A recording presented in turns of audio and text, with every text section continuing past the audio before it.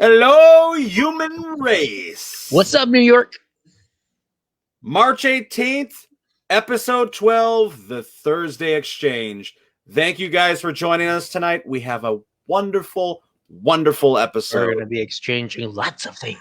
Yes, we are. We have a special guest tonight, Raven Wednesday. She is an entertainer. She has her own show. We're going to definitely dig deep, and we have a major, major topic tonight. Bullying. Bullying has happened all across America, and it's getting worse as or at least changing. It's evolving. But before we get in too deep, before we get into the serious topics like we typically do, we're gonna slide into this week's your DMs like that.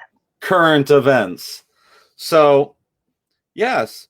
For those people out there who didn't get their stimmy, there's ways for you to make a few bucks. And I love telling these to you guys. People want to know how to make money. Well, here I go. Rob all the people who got stimulus checks? No, do not do that. Do not rob those people, okay? All right? Whatshed.com is hiring gamers to do Minecraft gardening combinations for virtual landscaping. So if you're good at putting together Minecraft landscapes, this is a gig for you. This is where you walk around carrying the big blocks, right? Basically, like Minecraft, there's I think a better version of Minecraft, which is, I always promote this game, is 7 Days to Die, which is a zombie survival apocalypse game where you kind of like build your own world. This is similar to that in the sense that, yeah, you're very blocky characters in Minecraft, but this person is basically formulating their little world. So if you think you can do it, think you got what it takes. I always got annoyed at games that made me look like a block or a brick or something really unimaginative. I don't know. It's my own personal pet peeve. You never know what you're going to... Listen, if you want to make a few buckaroos on the side, you know what to do. I mean, there's people out there... Join! Yeah, the last few weeks, every week it seems like there's something new. There's sleep studies, making money. There's is there like a windstorm on your end, or is that me? I don't know what it is. I hear like I don't know. I hear some sort of crazy wind. But anyways, yeah, if you want to make some money, that's your way to do it. This guy, okay, the hero of many, a man in California sits in bean dip for 24 hours to promote a California restaurant that was hit hard by COVID-19. By chapping his ass with beans? Listen, he wanted to promote this business hiding the by diarrhea sitting in bean dip for 24 hours. Call it what you may. A publicity stunt. Call it what you may. The guy did it, and he took it one step further. I hope there was no hot sauce in it. This guy, no, he didn't. He took it one step further. He got a tattoo of the restaurant's logo while in the bean dip for all to see. What part of his body did he get it on? That I cannot disclose. No, I'm sure if he's laying in bean dip, I'm sure it's his upper half. I'm hoping, but apparently it covers a large area. Apparently, it gained the business a lot of money, and the restaurant owner is looking at this guy as a local hero for assisting in this endeavor. So I'm going to raise money for an orange company and just start rubbing it on me. Do not do that. Well, maybe we could create so we're going to get into this topic later tonight. Maybe we're going to create an OnlyFans account where you just sit in bean dip. I mean, they have channels apparently where people just look at your foot. Yeah, we're not going to talk about that. We're just going to skim over that idea. I do no, I'm not into that shit. So I'm just saying. For all those people out there, all those newlyweds, all those people about to plunge down the aisle for the very first time, maybe myself. Give me a call so I can take your pictures. Well, yeah, there was a little plug right there from Stefan. But this bridal party's limo in Las Vegas happens to catch fire while going down the strip. I don't know. It seems like a little play on the movie Hangover. One of the best films of all time. People don't know this, but I'm just going to throw in a fun fact. For all those shit talkers about bad films like the Hangover franchise, here's something to think about right now. The director of the Hangover movies is the same director that directed 2019's Joker with Joaquin Phoenix, which swept the Oscars. So think about that, people. That same director, very diverse. You win some, you lose some. No, listen, they're for different genres. So to me, he's a win. It's a win-win. He's a winner. So that's pretty awesome to me. So he's making a lot more money than most of us. Well, yeah, on the budget that they had with Joker, think about how much they got back. I mean, now it was one of the biggest grossing movies for its budget. I mean, it's before major. The world fell apart. Before the world fell apart. I mean, it's major. But there's some crazy stuff that happened this week, and we're going to get into that. Some crazy stuff. Some local cocoa. Yeah, so North Korea's Kim Jong-un's sister basically had some pretty threatening things to say about the U.S. and the new administration. Kim Yo-jong, her statement was, "We take this opportunity to warn the new U.S. administration trying hard to give off a gunpowder smell in our land. If it wants to sleep in peace for the coming 4 years, it better refrain from causing a stink in its first step." What indication have any politician over the past 100 years shown of wanting actual peace? Well, no, but this is a country, Kim's political speeches indicate. Oh, she's a psychopath. Well, she is too. But when we're talking about Kim Jong-un in his most recent speeches that are getting more and more problematic, he speaks and he vows of strengthening his nuclear weapons program like 10 times over the next few years. So these are major things and concerning things, and they want us out of their business. Should we keep our nose out of their business, just let them do what they want to do? Or, if it wasn't being run by a mentally unstable family of genocidal maniacs, I would say, yeah. Given that, and that they have brainwashed their entire country to want to hate us, apparently. I'm sorry, North Korea. I don't know what I did to you, but yeah. Well, like I said, reading that statement, it's pretty problematic. Like basically, it's a warning shot. But other news, big controversy of the week: LGBTQ Catholics stung by the Vatican's rebuff of same-sex unions. We all know that it's been a long-running, track record that Catholics believe that homosexuality is a sin.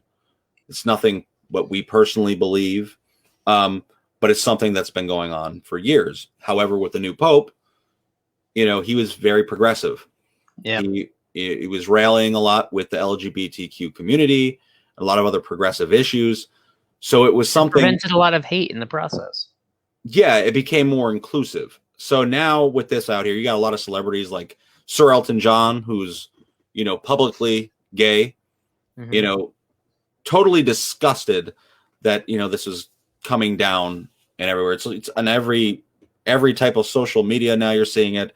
Every type of, news outlet. It's all everywhere now about this decision. It's not like something that we didn't know. What was the decision? I've been out of the loop for the past couple of days. So, well, it was just rebuking that, about the inclusiveness of the LGBT community and claiming it's a sin. They don't see that as a union, that type of relationship as a union. And it's kind of a shame. It really is. Which is ignorance, because it is a union. Whether or not it's a religious one is a different story. Whether or not it's one sanctioned by your faith is a different story. But is it a union of two people together? Yes, it is. Mm-hmm. By the simple fact that they have unified together in their life. Exactly. I mean, anybody who's watching this program or will watch this in the future, they know my stance wholeheartedly and how I feel about people. It's one of my biggest gripes that I have is that I'm proud of being Catholic, but there are some areas where I really struggle, and that is one because I have a lot of gay friends, and I have a real hard time with that whole teaching. Yeah, I mean, they're not the only religion that's focusing on this. I mean, this is in the news today, but we all know, like, the whole thing, even years ago, in the Middle East, when they were throwing the homosexuals off rooftops and doing all types of vile things when there was ISIS. There's extremists out there. Their views, it's really hard to. It's a sad thing. It's really hard to change old people's way of thinking or people that are set in their ways. So what it's really important to do is kind of teach the youth, to not have these, harsh ways of thinking, to be inclusive. Yeah. And a lot of things that we're talking about, especially with this specific news article, because this week we're talking a lot about bullying and about accepting people for what they are and who they are, even if you necessarily don't believe in their way of life, but to treat them the way you'd want to be treated and to give them the same equal rights that you have. So it's really important that it's so relevant what's going on in the world. It really is. And a lot of the same stuff is unfolding here in our own country. Like, you have the story that I just read about the guy in Georgia killing 8 Asian people in spas. Like, he stopped at 3 different spas, murdering people. And the sheriff's captain, I think, the captain of the sheriff department, basically said he attributed it to the guy having a bad day. Yeah, that's no excuse. This seems something more predestined, in my opinion. Yeah. And especially right now, but last week we were talking about there's an influx of Asian, hate crimes going on across this country. You're seeing them get attacked in broad daylight, jumped on subways, robbed. It's terrible. And a lot of people, like I said, they're focusing it on the statements that came from the president when he was in office. And even after he's been out of office, he still refers to the Corona-19 virus as the China virus, regardless of where it originated from. I mean, it came from China. We know that. But regardless of where it came from, we, as a melting pot of the world, we have people all over from every country, every place. So you're literally, in a way, you're segregating a whole big mass of people that live here. I love Chinese culture. I mean, it's one of the most fascinating cultures historically for me to research and look at. And it's like, it's sad to see that kind of like disparity for what? Well, it's terrible. It's got to stop, and people need to, open their eyes to really what's going on. A lot of people think it's a hoax to make President Trump look bad. All of a sudden there's all these Asian hate crimes since he left office, blaming him on his words. But this is the same thing I'm talking about, whether you're on one side of the aisle or the other. I've said this discussion before. If you have any position of power, your words have a different weight. You got to be careful what you say, because people, unfortunately, they look up to the president and they look up to the people they voted for. Biden, they look at them sometimes as like a god, which is crazy. But if they say go do something, they go do it. They say go vote in this election for this person, they go do it. And that's the reason why a lot of presidents endorse candidates. So yeah, I mean, you got to think about that. Truthfully, yeah, it's true. It really is.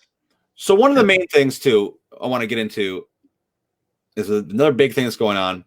Biden is planning his first tax hike since 1993. This is basically, well, nobody's surprised, but this is basically the first tax hike, major one, in 30 years. This is to pay for all the long-term economic plans and programs for the COVID-19 response bill that we just received. Does it even make a dent in the number that we've taken out? Well, we'll get into that. So his mentality is, I'm not going to tax the middle class. However, he's basically going after corporations who right now are being taxed at a 21% and he's going to hike it up to 28%, which is, people say, oh, it's only 7 measly points. Now, he's also increasing the income tax rate on individuals making more than $400,000 a year. So, okay, that doesn't affect us. We don't make that. I wish I made that type of money, but we Seriously. don't. The problem is, you know, How much of a tax? these increases would only raise $2.1 trillion over 10 years. Sounds like a lot of money, but the stimulus, you know, what was it? Wasn't it 2.9 trillion? What was it the first time and the second time? How much money have we already spent in the last 3 stimuluses that we're not even going to get back? And there's a double-ended sword. How are we going to make our money back? That's I guess Biden's mentality and the administration's mentality. But like I said, a double-ended sword. Will this hurt the economy in the long run? It's pouring a bucket of water in a sinking ship. Yes and I'm no. not saying we're going to sink, but I'm just saying like that's the amount of a task that we have. Like like we've taken out a huge sum of money. All this stuff about money we're talking about, like I said, over 10 years. In that time that you're raising these corporate taxes is going to affect these big corporate employers with their unemployment. Are they going to be hiring more people at better salaries when you're taxing them now higher? I mean, that's been the never-ending discussion about trickle-down economics since before I was born. You talk about the Reagan years, how his whole mentality was to trickle down, you know, don't tax Reaganomics, but don't tax the rich because they're going to hire more people at better salaries. And a lot of people believe in that. However, if you tax them higher, will they still be hiring as many people, or will they be taking their jobs overseas, or will they be like transforming their jobs to robots and to AI over time? Option 3, because unless you force another law saying that you can't bring the jobs overseas, which is a valid approach because you're shipping all of your labor out to other countries because it's cheaper, it hurts our economy in the long run, which we have seen happen. And yeah, I mean, it's kind of inevitable that would happen. It's a scary, I don't know, it's a scary situation because we don't know. And unions are at their all-time lowest right now too. Like they've basically disappeared, or if there is a union, they're basically useless. For at least the ones that I was part of. Yeah, I mean, that's all. Anything like that is a topic of discussion or debate. But the fact of the matter is, every few years we go through these giant changes when each new administration comes in and they basically deregulate businesses, or they put new regulations on, they add higher taxes, things change. And I think in the next year or so, we're going to see a lot of changes. I mean, people are already seeing the stock market. They say it's great now, and they're wondering how great it's going to be when, these inflated prices go through. I mean, the stock market was great up until the bubble burst in the housing crash. Like, I mean, that's the thing is like everybody keeps on talking about how great the economy is, yet we're at the worst unemployment that we've had in over 100 years. So how does that work? Yeah. I mean, to give like, that's like I'm not an economist though, so I don't know. Listen, when I hear that we're at the worst economy that we've ever had, I believe it. Yet we also know that we have the worst pandemic this country's ever seen. You know, you have over 500,000 people who have perished, and how many others that are out of work because their companies collapsed. I mean, I live in a small, like, I don't know where you guys are listening from, but I live in a small town, real small. You make my town look big, and that's sad. Yeah, so I live in a small town in Sullivan County, New York. And throughout this pandemic, you could just drive through these little small towns in the surrounding areas, and you could see changes. Businesses that were there are gone. A lot of restaurants, mom and pop restaurants, gone. Bars closed. Hair salons closed. Go to a mall.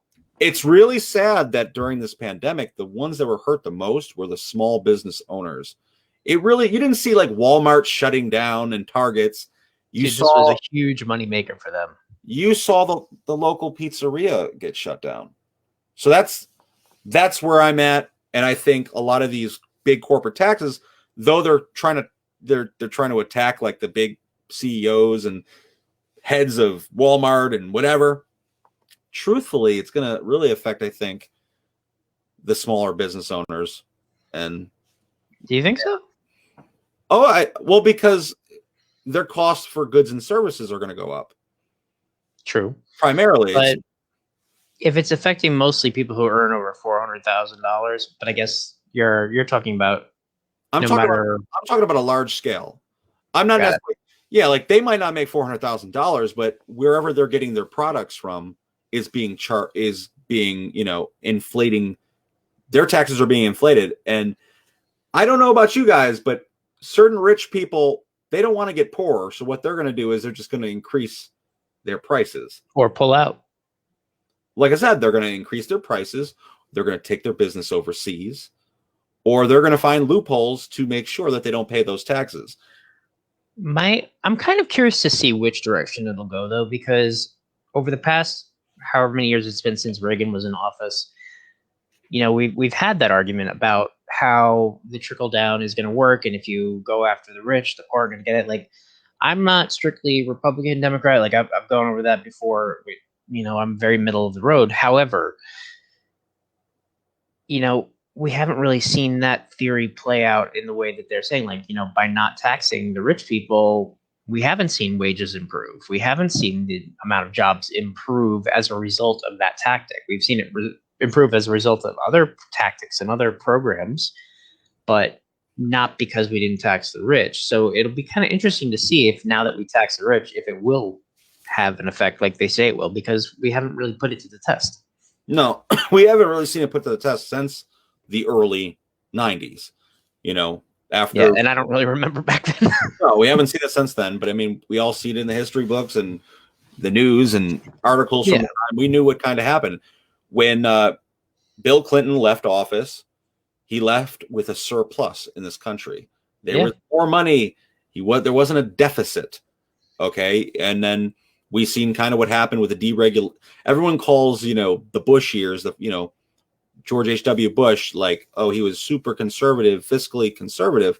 Yet, truthfully, underneath it all, he's one of the most liberal spending presidents that there ever was. So when he left, and that amongst the wars that were taking place in Afghanistan. Yeah, he spent it on different things, not what the Democrats wanted. And ultimately, he left office with a giant deficit. And so, went up and down, and the things kind of got a little financially better. We still were in a giant deficit with Obama. There was still a giant deficit in the country, but these presidents they can't just cure things. But when I'm saying these administrations in general, they try to put these systems in play, and it's only a matter of time, like, where we really sit back and we say, okay, how is this going to turn out for us? I'll say it again and again and again. The only way they're going to even make any progress towards ending some of the corruption in the way that we do things is somehow finding a way, and I know I'm saying something that's probably impossible, but find a way to cut corporations out of politics. There should not be any interaction with the influence of that much money passing our laws by forming think tanks and things like that. The entire way that we do our government now it's almost farcical. Like, we're going on a construct that we're not even following. It's funny because it's kind of like one of those conversations that turn into like a political thing, like what we always do. But there's like a funny like little meme I seen around election time, and it showed, like, I don't know, a candidate on stage, and he was speaking, and it was just like a picture, and like, as opposed to seeing like all the things that he's touting, whether they're women's rights and business and green energy, whatever it is, but instead of saying stuff like that, it was like Coca-Cola, all these different companies, as far as like who's really backing him, and it's not who you think. So it's kind of scary. I mean, if you work in any doctor's office that has pharmaceutical reps come in, you'll not only be nauseated, intrigued by the amount of money that is exchanged simply through basically, like, I even said it to one of their faces once, and I'm surprised he didn't get mad at me. He actually agreed with me. I was like, so basically, you guys are bribing us to hand out your medication in hopes of a better kickback by buying us lunch. Am I right? And he goes, well, yeah, okay, I guess that is not too inaccurate. Surprised you didn't get fired. You gotta be careful nowadays. I'm a little belligerent sometimes. Yeah, that's very true. That is one of my weaknesses. In other news, the stimmy, the third stimulus check was going into people's accounts. Yet, this one was a little different, people. Yeah, this stimulus check had a very different loophole that the other two did not. Yeah. In order for Congress to pass this stimulus check as fast as they did, there's a loophole where collection agencies and other debt collectors for people who owe outstanding debts could have their money vanquished. It's probably what happened to mine, because I doubt it got lost in the mail since it was direct deposit. I find this to be extremely troubling. Enraging. It's enraging because, yes, pay your debts, be responsible. But in a time of crisis, when people are getting direct, impact payments because they're struggling, you big corporations with your sticky fingers swipe on in there and grab the money. And once again, I find myself in the middle of like these debates and tirades on Facebook where people are like, well, them suckers not paying their bills, about damn time they give something back. Man, like, who are you? Like, some of these people, were they unemployed for any of this period of time? And when they were employed, were they making the same shit salary that we were? Yeah, people are made decisions sometimes. Like, sometimes the decisions they make are, oh, am I paying back my student loan, or am I paying my car payment to get to work to pay my rent? Yeah. You know what I mean? It's sometimes the decisions aren't as simple as they seem. So right now, I told a student loan company one time when they called me, I was like, look, my situation has not changed. I have this much money on hand. You can look in my bank account to prove it. I can make a deal with you and agree to pay you this much each week, because that is what I have available to give you without putting myself onto the street. Or I can give you nothing, because you're asking for quadruple the amount that I can afford. Yeah. And they said, well, we're just going to do it. I'm like, well, I guess I'm just not going to pay you for now. Yeah, it's a really sad situation, but like, honestly, Stefan, think about it. Do they care if you're on the street? No. They want their money one way or another. I mean, if they're willing... And it is their money, legitimately. I can't take that away from them. I did spend some of my money unwisely. Yes, I cannot take that away. However, it's an emergency situation, and this is supposed to be an emergency fund. Yeah. So, like, the people out there that are probably wondering, like, is this me? Like, I haven't got my stimulus yet. Am I going to get it? The one thing we could tell you is you could track your stimulus by... Yeah, but you're not going to find out because it just says payment status not available. Well, a lot of people just don't know, and a lot of people are getting dates. So... Okay, well, yeah, that's true. Some people are getting dates if you go on there and you go track my stimulus. Yeah, don't be bitter. Track my stimulus at the IRS. You just go on that, and it's pretty easy. It will tell you what date that it's going to be directed in your account or going to be mailed out. Less than a minute. You put your social security, your name, hit enter. That's about it. And your zip code. It's very simple. Sometimes it will say stuff like not enough information, or you might have to retrieve this on your tax return. But I received that with a second stimulus, and it actually came into direct deposit, so I actually got it. So I was happy about that. I'm sorry. I didn't get the second one or the third one. But you know what? It is what it is. It's a challenging situation, but I'm totally against that. The idea of like, oh, you have outstanding loans, no food for you. Like, that's what it feels like. You're taking. It shows how little the president actually can do from what he says he's going to do compared to what is actually the reality once he tries to pass the law and make the thing happen that he said happen. They have to go through two houses, or the House and the Congress. I mean, well, it looks good. It looks good to pass the stimulus. And it's good for the ones who got it. I'm happy. I think that's amazing. It's important because it will help the economy. Mm-hmm. I truly believe that. Because what's the first thing people do? They spend it, and it goes back in the economy. Hell yeah. That's exactly what I did. Listen, I don't treat myself much. But when I got that stimulus, the first thing that was going to mind is, what am I going to do? What am I going to do with this cash? So I ended up getting myself a little surround sound. I've always wanted one. Got the nice TV. Hell yes. I'm getting ready for the Zack Snyder's Justice League movie. It's out today on HBO Max. I'm not going to watch it today because it's over 4 hours long, but I will be watching it tomorrow. And yeah, The one with the Silver Surfer, right? Just stop right now. Stop while you're ahead, Stephanie. I'm sorry, I don't know the difference. The Silver fucking Surfer? No, we're talking about Batman. I'm thinking of Watchmen. I'm sorry. Superman. We're talking about Wonder Woman, Cyborg, The Flash. Well, they shouldn't make brands out of flying fictional characters. Damn it. They're amazing. Amazing. I don't know. I wasn't a fan of the original cut, but there's a lot of different controversies in it. Zack Snyder's daughter had unfortunately committed suicide midway through the production. So a lot of the film was reshot by Josh Whedon, who has done a lot of Marvel films. And there was a Marvel tone with the Justice League, which had never been seen before with the DC films. For example, a lot of Marvel films that you watch have a very like bro kind of feel. They're very like, slapstick. They got cheesy ass humor. Yeah, well, people like it. They're colorful and stuff like that. But DC films were always super dark as far as like that. You know. But there's, like I said, I'm not hating on Marvel at all because I know people will be hating on me now. But there's some Marvel films that I like right up there with the DC films. For example, the X-Men franchise and the original Superman with Tobey Maguire. Those Marvel films I thought were awesome. Iron Man, love them. I even liked. I loved Iron Man. Yeah, amazing. But I'm a big DC fan, so I can't wait for tomorrow or tonight. If you guys have HBO Max, you guys check it out. Don't spoil it online. Seriously, don't. Because if I watch a 4-hour movie and somebody spoils it online, I'm gonna want to scream at you a lot. People said, "Oh, why is it 4 hours?" Well, listen to this. Have you guys ever watched this guy's movies? I mean, whether we're talking 300, whether we're talking Batman v Superman, Man of Steel, there's nothing slow.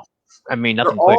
They're all over 2 hours long, and he focuses a lot on the detail. And that's a lot of the criticism you see online is his pacing is trash and this and that. And like, listen, love him, hate him. The guy's talented. I think he's freaking awesome. And for whatever reason, I don't know why Zack Snyder works out with his actors, so he's like more buff than Superman. But hell, I wish I could do that. Whenever I wanted to do a movie, I just get sexy right along with the actors. I'll just have a Hollywood trainer whip my butt into shape. Yeah, so it's I'd probably get left on the trail side, be like, wait for me. Don't do it. So it's Women's History Month.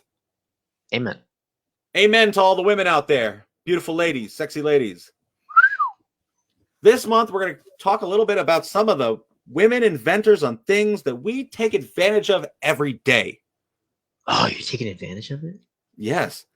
Ice cream. How many of us love ice cream out there?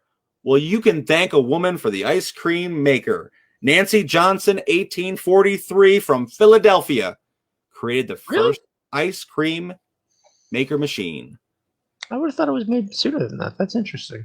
Very interesting. I mean, I'm sure there's a lot of ice cones and stuff like that, but I'm talking about the ice cream machine. Because I'm pretty sure with ice chips and vanilla and stuff, you could have made ice cream probably whenever. Yeah, they had like shaved ice ones earlier. Yeah, so she probably, for mass production, this is what we're talking about. Because it's really a science experiment when you think about it. You're adding salt to the water to make it colder than freezing, yet stay liquid. So they probably didn't even know that it could do that at first. You can thank Nancy Johnson. Thank you for cookie dough. I know she didn't invent cookie dough or mint chocolate chip or any of those, beautiful flavors, Rocky Road. But thank you, Nancy Johnson, because you mass produced it for people like Crumbs along the Mohawk. Another thing that we take advantage of, especially me.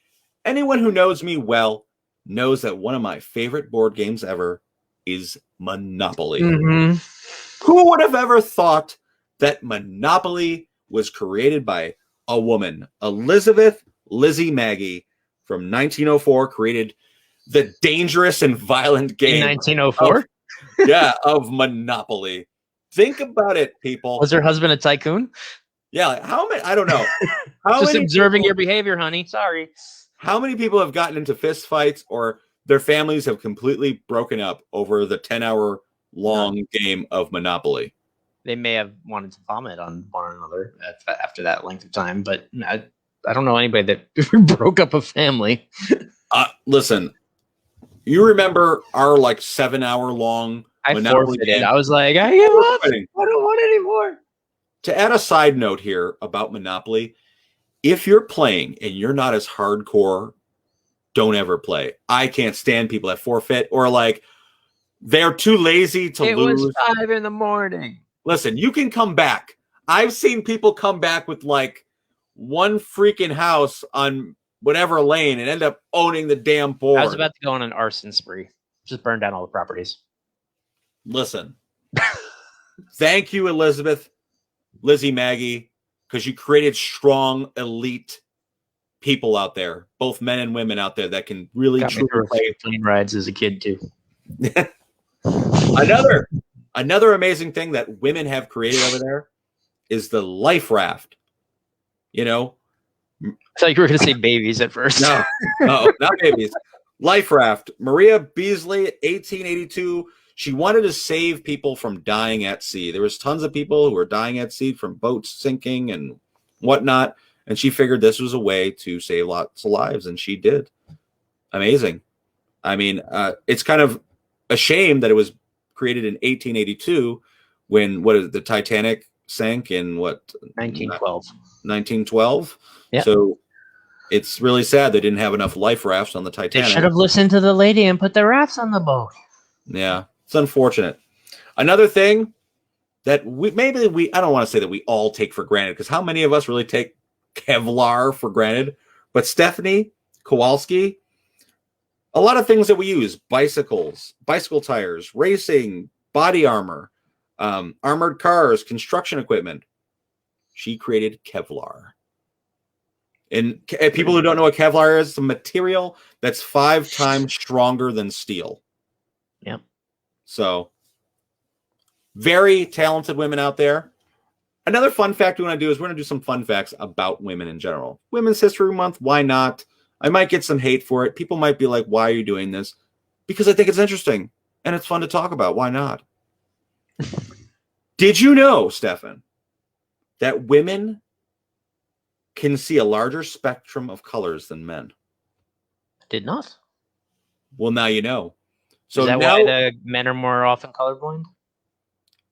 I don't know if that's the reason why, but maybe that's the reason why when Alexis is trying to show me different colors for like wedding colors, I don't know the difference between like one blue and another. She's like, but it looks like it's totally different. Periwinkle, damn you! It's totally different. And I'm like, I don't know. I don't know what you're talking about. Women also have a better sense of smell than men. Some. No, this isn't up for debate. This is a scientific fact. Oh, but on an individual level, some just can't smell anything. Maybe they're choosing not to smell. It's like, I don't want to smell. And if you suddenly lose your sense of smell, go to the doctor. You might have corona. Yeah, we don't want that. No. Women's brain is more suited to remember details. That I believe. So there's a good chance. Yeah, there's a good chance that's the reason why I forget everything. I don't know how many times like a special date will come or I want to say anniversary or something that I'm supposed to remember, an appointment, and I'll be reminded like aren't you supposed to be somewhere right now? I'm like, no, I don't know what you're talking about. That's why men need women in their lives, or they just, whether it's in a relationship or whether that's a friend, you just need some sort of woman in your life, or a mom or somebody. Or multiple alarm clocks. No, you don't need an alarm clock. You need a woman. Well, I do need that too, yeah. This is the one that maybe women are going to attack me now for, but this is a scientific fact, okay? Women's bodies cannot process alcohol the same as a man. They process How it. do you explain the ones who can outdrink a man? Like my mom could outdrink when she was younger. Not now. She'd have a glass of wine. She turns like red. But when she was younger, she used to outdrink every single person. Like my dad was like, "It's not fair. It's not fair. It's not fair." Well, I think it's a weight thing, weight and height. But I feel like if a man and a woman are on the same like maybe weight and height, maybe the guy's just being a Or you puss. just got a random tough gene or whatever. Yeah. I mean, I'm not, this isn't in no way saying women can't totally whoop ass. It's not what I'm saying here. But, yeah, women have a hard time, I guess, with this. At this point, anybody could drink me under the table. I didn't drink anything in like nearly 12 years. If you gave me one beer, I'd probably be on the floor. Another fun fact. Another one. I'm not going to go on all night, people. So hear me while I'm talking.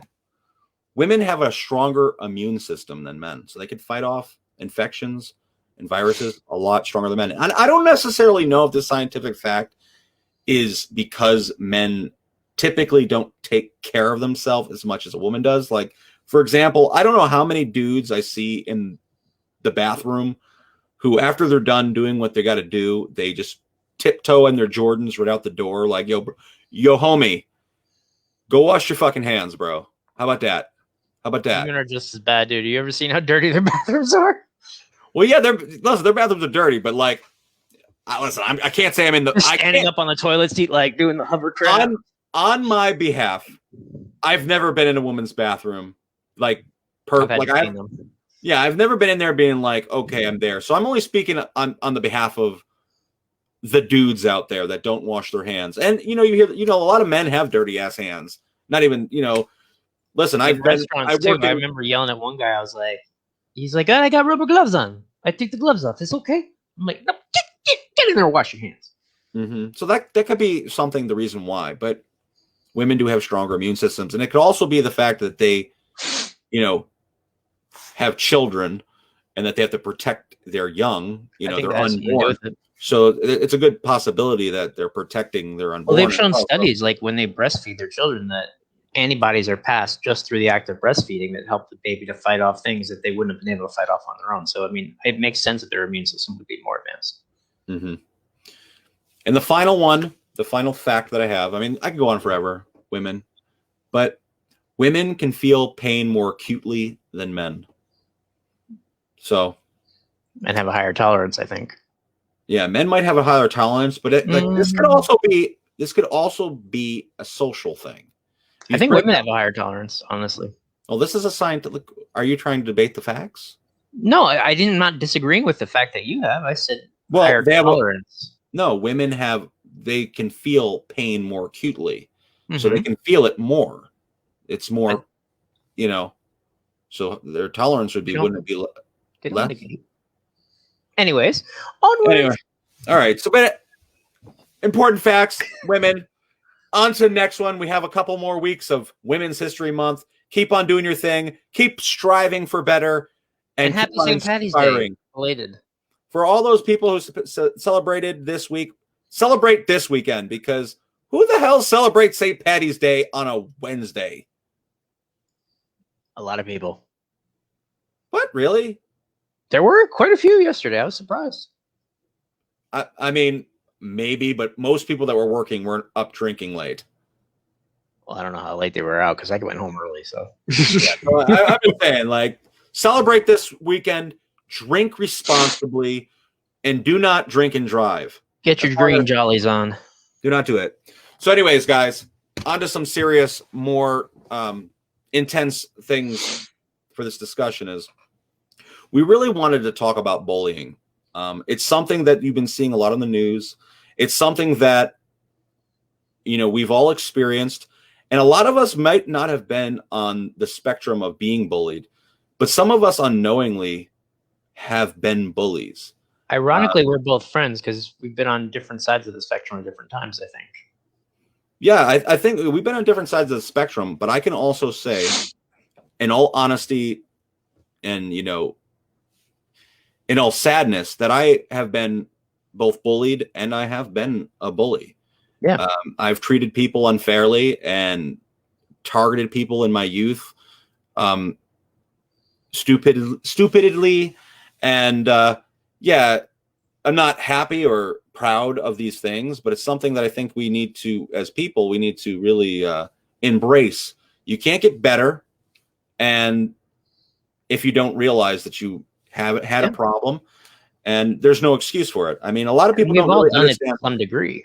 Well, yeah, and that's what I mean. I didn't go around beating up people and stuff like that, but No. there's all different forms of bullying, and I think a lot of people don't understand that. Exclusion So, is a big one. A lot of people, the real definition of bullying is really unwanted aggressive behavior that really involves real or perceived power imbalances. When you have like power over somebody, or like you said, avoiding people and just purposeful acts against them. It's a major thing.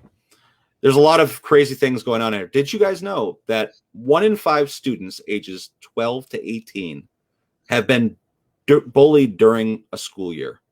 1 in 5 kids. I mean, and this is just school.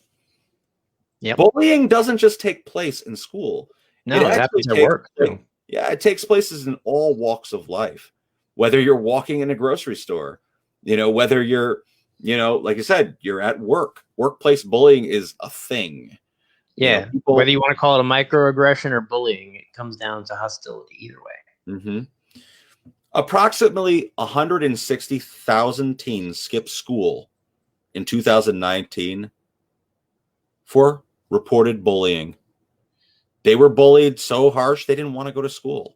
Isn't that terrible?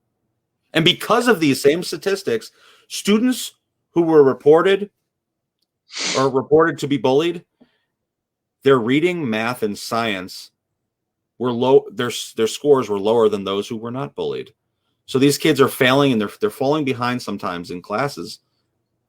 Sometimes brilliant students, because they just can't cope with being in an environment that's unhealthy and dangerous at times. I had to be taken out of school in 7th grade and put into homeschooling. And at first I thought it was a punishment, but I had been getting bullied so bad to the point where I almost ripped a handful of my own hair out one night.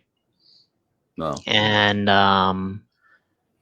this was not long after Columbine happened. So of course everybody's like, oh, we gotta be careful. I'm like, I'm not gonna shoot anybody. Might want to smack the crap out of them, but yeah, it just it has a huge impact on you. Like you can't even focus on learning when you're under that type of stress, because you're in a constant state of fight or flight every time you get out of the house. Yeah, and what you just said is a really interesting statement, because if someone's pushed so far, and there's no excuse for violence, and I don't condone violence in any sort of way, but I've seen it in high school. I've seen it in middle school, elementary school. I've seen it in college, hazing, all types of bullying forms, whether that is, social harassment, physical bullying, verbal, cyberbullying. People get pushed to violent extremes when they feel like they have no other way out. So when you said something like, I didn't want to shoot anybody, I wanted to slap the crap out of them. Yeah. Some other kids, literally, that they feel maybe their voice was never heard, and they have access to a weapon that, aren't all there. Possibly they have a few, maybe psychological issues. And sometimes they might not have any psychological issues. They're just angry. Yeah. Can you see kind of like, we have over the past, how many years? It's been the past 20 years since the early. Since Columbine, we've had a number of mass shootings take place all throughout the United States. And a lot of these cases, not all of them, a lot of these cases were from people who were bullied, primarily cyberbullied. There's been and they had mental illness on top of that, which compounded the effect. And a major thing now is cyberbullying. I mean, now, like, you could literally target one of your fellow students or coworkers online without a face. You can literally create a fake profile and start targeting people. I've been actually, over the years, I've been targeted, cyberbullied by unknown sources. I've been hacked. Basically spreading false information and trying to like ruin your brand and spread lies about you. And that's happened before. I mean, I knew a girl who committed suicide, who you know, there was all these like, you know, she had an intimate relationship with somebody, and that intimate relationship became public when she stopped seeing the person.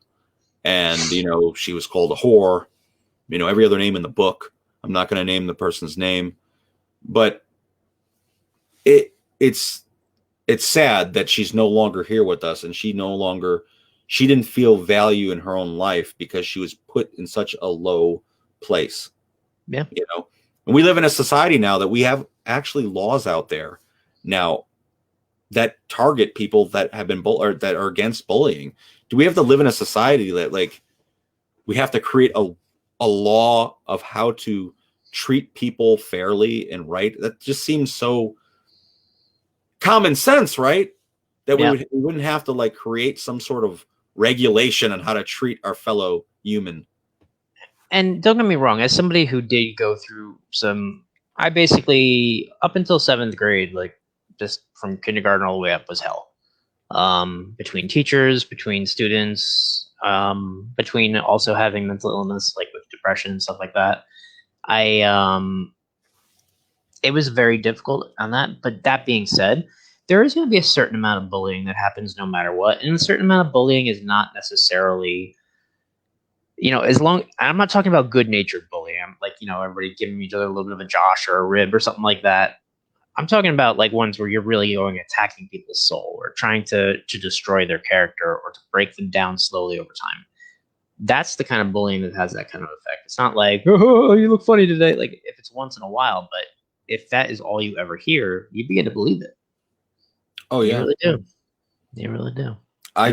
You can lash out at other people in return, because I did once or twice too, where I bullied someone else and I felt terrible afterwards. I was like groveling for forgiveness. I'm like, I'm sorry.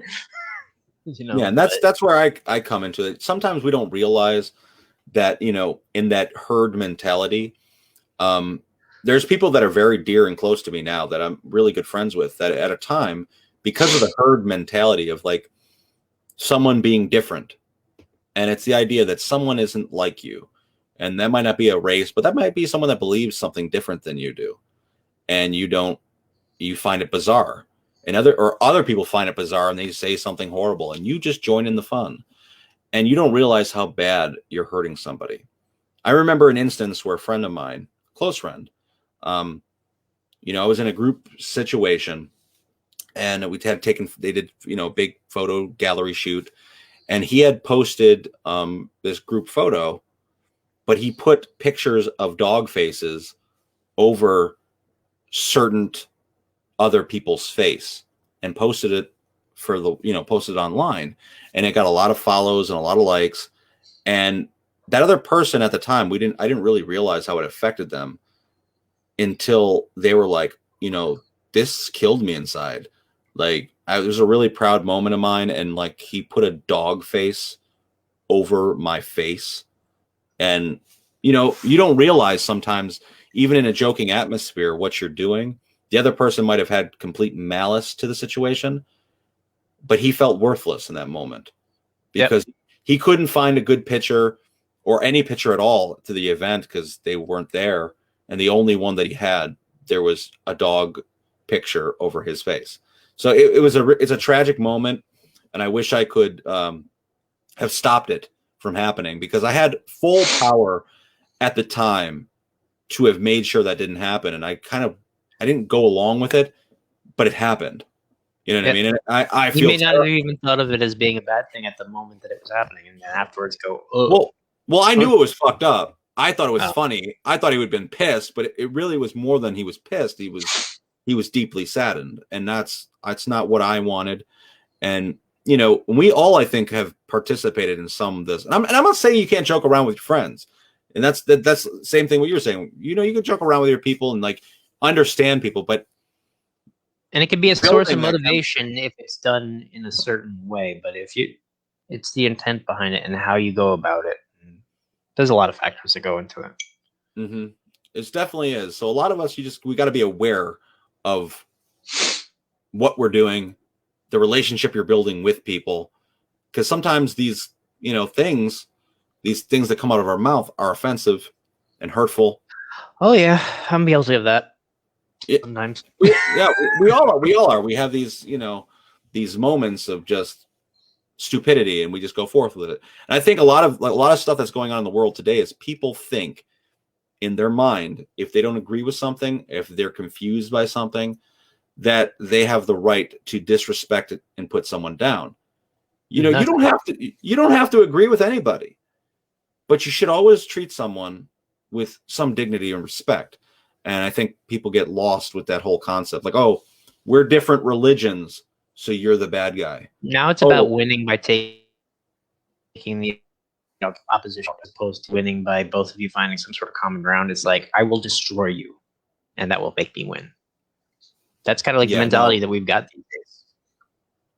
One of the really interesting facts that I pulled up, when I was doing my research this week, is more than half of the bullying situations stop when a peer intervenes on behalf of the student who's being bullied. Think about that. Think about it. More than half of them stop entirely. That is because the bully, he's now afraid, or he's put in his place. And a lot of us out there, we've witnessed others getting talked down to, disrespected online, and we just kind of we don't want to argue with the person, so we just let it happen. We just let it roll for a while, and then it continues endlessly. And sometimes, unfortunately, like I was just telling you about the woman who had committed suicide, we're too late. We could have possibly said something. We could have went online and said something to defend her in some sort of way, to make her feel valued in some sort of way, because we've all did dumb things in our past. But at the same time, what was done to her should have never been done. Like her videos being posted and all the hazing. I could say, even in my own experience, there were several of my best friends to this day, and the funny thing is, they were these little petite girls who were much smaller than the kids who were giving me a hard time, got up in their faces and were like, leave them alone. And it was embarrassing, because it was you're being defended by your girl, your friend who's a girl, and it's like, oh, you're gonna need to be defended. But you know what? At the time I did. At the time I had no defenses left. I was done. So when they stood up like that, it made a huge difference. So it doesn't matter if you're big, little, wet man or woman, just say something, stick up for them.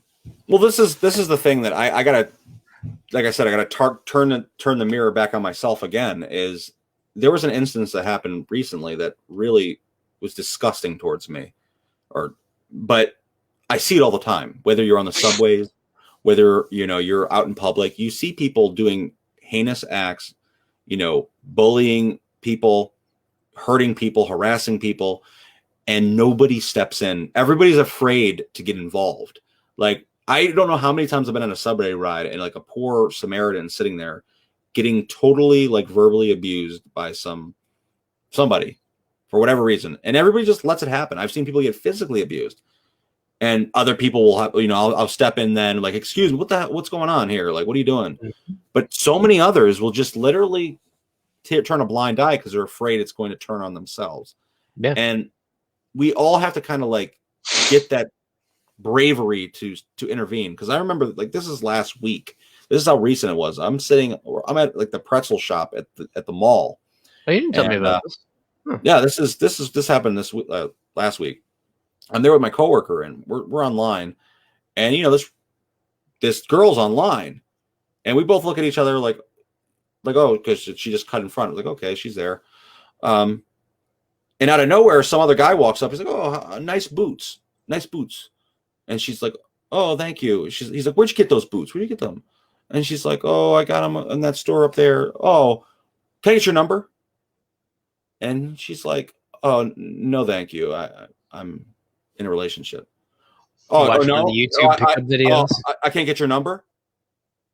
Oh, I can't get your number, you stupid bitch. Suck my dick type of shit. Right in front of me. And I just froze. This dude looked like he was about to he verbally assaulted her. He started calling her every name in the book. And then the girl was exchanging her money. She was already in the middle of a transaction, so she couldn't run away. And as opposed She to didn't know saying, this guy, right? no, total stranger who was harassing her because he thought she was attractive, wanted her number, and because she didn't want to give it, he refused to back down. He's like, well, I'm going to get a fucking pretzel anyways, and I'm going to sit here and I'm going to keep on talking. And he kept on talking, saying derogatory terms, and I said nothing. And they And didn't call the security or anything? it was just, a lot of these, mall security, what are they really going to do on the other side of the mall? Yeah. Like, in a verbal conflict that she's not even engaging in, she's just trying to get the hell away from him.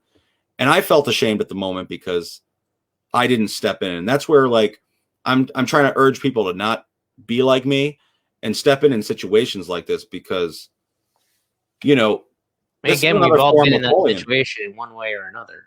Like, yeah, we all need to step up and like kind of like push ourselves to do this because it was a really bizarre moment. It was almost like that. It was like a very rapey type. Oh, were you just like paralyzed, like just like with I was in. Well, what it was is like I was kind of on the clock at work, and I was just passing through, buying things for the job. I had no it really wasn't like. It was just a shocking moment, and I really because what it was is, if I say something, I better be prepared for a physical altercation because that's what it seemed like. He was getting super ultra aggressive, but I kind of stood back and like allowed it to happen. And so many of us have stood back and let things happen. And we're living a time right now where you might not have to actually get in these physical altercations. It's more like it's online publicly. Yeah. So you just got to be like, if you see a friend or you see somebody else, like, for example, like if you see something that's super inappropriate that shouldn't be on Facebook or Instagram, flag it so it gets taken down. You know how many times I've seen things that like are up for hours without people just commenting question marks like, why is there nude pictures of you on Facebook? You know how of that? Well, not of me being nude, but of nude pictures being posted on my wall and me not having any idea that it happened until my phone blew up. Well, that's the thing. Like, you know what I mean? Like, these are things that we can do to step in, like the flag, to get things taken down that we know are clearly going to hurt somebody. But a lot of us, instead, we kind of want to see the fireworks. We want to see the person get in and exchange in the argument. We want to let's see them debate it out. Like eating you see those memes where like Michael Jackson's eating the popcorn in Thriller. That's what we're like. We all want to watch it, but we don't want to step in and like our base instincts coming out to play. So a lot of people, if you are getting bullied, and you have no one to talk to, stopbullying.gov. There's a lot of different suggestions. There's a lot of different type of lines you can call from there, whether they're, people just to talk to, counselors, whether there are other type of services that are provided in your local area. Stopbullying.gov is one of the many good things that you can go to. I mean, there's people don't realize there are people that are interested in talking in similar situations than you. And a lot of times people don't understand this, that their bully sometimes was bullied themselves really badly. Oh, yeah. A lot of times it's them outlashing. I'm not, like I said, this is not a way of forgiving this. I'm saying this is in a way these people sometimes are damaged and they go forth and do it to other people. So, and the other thing I could say also, rewinding just a little bit is, if you have the ability to include someone in your group who is a little odd, they're a little eccentric, they're a little over the top sometimes, but they're actually like, everybody likes them and agrees that they're cool in the sense that they're a good person, but there's something about them that's just a little bit overbearing. You know what? Take a deep breath, invite that person to come sit at your table, do whatever you got to do, because that person, we may be adults, but they still feel that same isolation. Like when you're at work, like if you reach out and try to be friends with someone who has no friends, maybe there's a reason they don't have friends. Maybe they're just a complete jerk. Who knows? I don't know.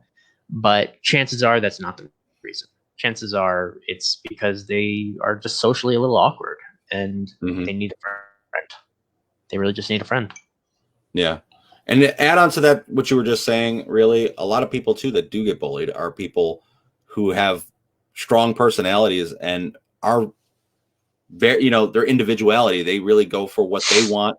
They don't follow trends. They're not really the trend followers. They're the trend setters, I call them. And it's a lot of times those are the people like, oh, they're the strange ones. So before we get too deep into these discussions, let's bring on our guest tonight. We have the wonderful, the beautiful, the talented Raven Wednesday. She's a social media influencer and entertainer. We are so excited to have her.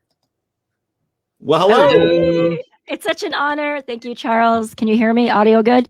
Your audio is wonderful. How are you doing tonight? I'm doing very good. And I just want to say it's such an honor, Charles. Thank you for having me. And Stefan, thank you for having me. Nice to meet you. It's a pleasure. Thank you. Oh my gosh. Go ahead. Yeah, so like we've been talking for a while now, but we've been talking a lot about bullying in America and how it's affecting our youth and how cyberbullying is going to the utmost extremes. Yes. I know from our conversation the other night, you have personal experiences with bullying yourself and how it's affected your life, but how has it affected you creatively? Honestly, I was bullied actually in junior high and high school. And the scars do not go away. Luckily, I chose to live because there is a lot of suicide connected with bullying, because you feel as the one getting bullied, there's no way out. You know, it's really hard to understand. And the scarring is just, it carries with you. I'm still permanently scarred, but I chose to be creative and take my life in a different direction. And it was very difficult, but it's an outlet, you know. But you guys, when you were talking about tell somebody, reach out, if don't feel awkward, you know, if you see something, I think that it's 2021. You have to do something, you know. If you see something, don't walk away, because by you walking away, that one person could ultimately, because the words were said or they were very bullied, could ultimately commit suicide by you not saying anything and taking that step back. Or have a psychotic break. Exactly. You have to think of that. You know, I was bullied, believe it or not. Can I share what I was bullied with? Is that okay? Go ahead. Okay. I was bullied actually, which might seem kind of odd, was my chest size, you know. And back in the 80s, you know, it was, you seen videos, you had MTV and everything was like, whoa, you had to have this, you had to look a certain way, you had Vogue. So I felt I wasn't good enough. I felt that I wasn't a woman. I wasn't good enough. And it really, really scarred me. I mean, even in my 20s, 30s, up until probably the last 10 years, I said, you know what? God gave me this. I'm beautiful. I'm going to be creative. I'm going to take this. I want to help people, you know, because I am different. So I have that outlet where, you know, I'm goth and I'm in the alternative, you know, and I think that that's really important to be, if you are alternative or a gothic person in the community, I think that you have that voice. And I think that you should use it, because there are so many people, and it doesn't stop at a young age. That's what, you know, I was actually recently just bullied, but now it's like, because I'm strong, it's just like, yeah, whatever. You know what I mean? Come on. If I see somebody getting bullied, I immediately do something. And cyber bullying is awful. It is very, very real. Poison. It's poison. Exactly, Stefan. It's such poison. I'd like to share something with you, if it's okay. A mom in the UK, Nikki, had a son, a beautiful son named Cullum. He took his life at the age of 17 years young. Okay, a beautiful boy, because of cyberbullying. He couldn't take it anymore. The constant hurt, the constant, it gets to your psyche almost. You feel like there's no way out. And when this happens, the worst can happen, because words can kill. Words can kill. I can't stress that enough. The stuff that you say to somebody, the stuff that you post, the videos, the pictures, like you guys were talking about earlier, the pictures, the video, the lies can destroy somebody, mentally destroy somebody, where they feel they have no way out. There's not an outlet. So they take their life. Words can and do kill. Now, if you don't mind, I'd like to read something from Column's mother herself. Would that be okay? Sure. Yeah. I asked her if she could say anything to the world to send a message. What would it be? And this is what she said. Make people aware that words can and do kill. And that cyberbullying is such a massive part of social media right now that we have to be able to open up and talk about. And as a mom, please make sure you are aware of what's going on in your child's social media life. Not only somebody's been bullied, not only someone that's been bullied, but also those who are doing the bullying. Very important there. We need to be able to speak out. 2, about mental health and suicide and the impact of social media and trolling. Yeah. Oh, that's very important. I want to thank Nikki for giving you that. And thank you for reading that. That's really powerful stuff. It's very powerful.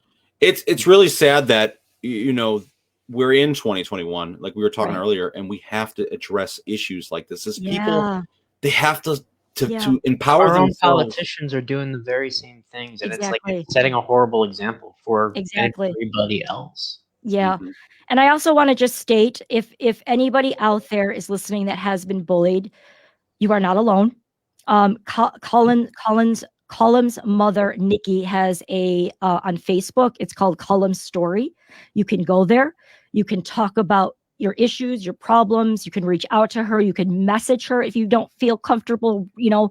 But it's a safe place, a safe haven for the ones that are being bullied, being attacked, and feel like they have nowhere to go. You are not alone. You have somewhere to go. Okay, so definitely look up Column's mom, Nikki. It's called Column's Story on Facebook. And also, there's also hotlines. There's friends. You know, not everybody. I just want to stress this because this is truth.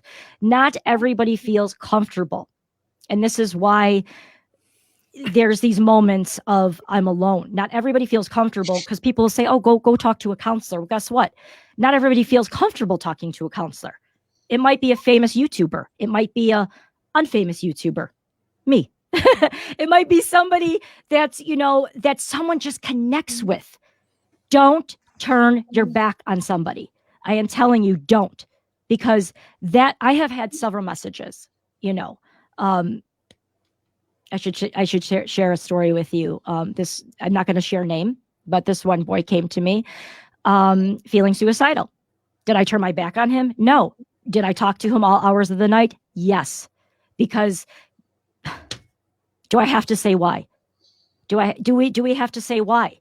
Because we should. This is 2021. We should help each other. We should love each other. There should not be bullying. There should not be cyberbullying. It's not tolerable. And I don't tolerate it at all. It's a very serious thing with me. Never, ever, ever look away. Never turn your back, because the minute you do, what if? Think about that. Yeah, it's a sad slippery slope because it happens in all walks of life, and we Yes. talk a lot about children and how it's going to affect them later on in life, and Yeah. their self-esteem and what they Yep. I believe still struggle with they it. can do. Yeah, lot of- exactly. A Can I lot of just time- can Go I ahead. just butt in, Charles, just for 1 minute? Sorry. Stefan, as you were saying, and that's where I want to address that. It's not just young children, you know, and it is as young as children going to school at 4 or 5 years old. It can start. Mhm. It can start really that young. That's when it started with me. Well, there you go. And it doesn't end. I mean, you don't have to tell me your age, but what are you, in your 30s, 36. 20s? Okay, in your 30s. See, Stefan still experiences it. I still experience it, and I'm almost 50. It doesn't end. We got to take a stand, okay? We got to be firm. We got to take a stand, because as you were mentioning earlier, which is very true, a lot of times the bullier has been bullied, I believe Charles said, which is very true. They're the ones with the low self-esteem. So they feel powerful to be the bullier, to bully you, because the person that has the issues, the problems, the low self-esteem is the person looking in the mirror there. So they feel big and they feel strong to attack the potentially vulnerable, the potentially weak. I've seen this happen. This is sick. I've seen this happen with, I'm sorry, it makes me sick. I'm just thinking about it on the trolls. People that are handicapped, people that have Down syndrome, people that are born with just, not looking like you or me into the world. Okay. And they're beautiful. Okay. Why do you have to attack them? Why do these, if there's any bullies listening out here, I'd like to just say one thing. Why? Look at yourself. Look at yourself, because I'd like to say one thing, because I'm sure there's bullies out there listening right now. There's everybody listening, right? If I could get your attention, the bully, look at me. I would say this to you. I would say one day it could happen to you. One day it could happen to someone that you love. One day it could happen to someone that you love. Really think of that. Okay. You doing it to somebody else, it could happen to somebody that you really love and respect, because what comes around goes around. We have to take a stand. This is not tolerable. Yep. It's really inspiring, though, to see how you've transformed your experiences into something really positive. I want you to let our viewers know, like, tell us a little bit about Raven Wednesday and your show and what you're doing, because it's such, and the blue man behind you. Okay. Well, oh gosh. Let's see. Where do I begin? Ooh, it was a journey on YouTube. I think just over 2 years, and I absolutely love.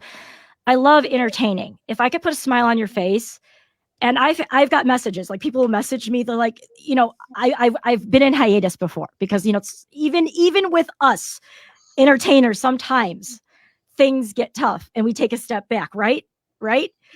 So I did, and then I get these messages, and they're like, Raven, where are you? Where are the TikTok videos? Where's the YouTube videos?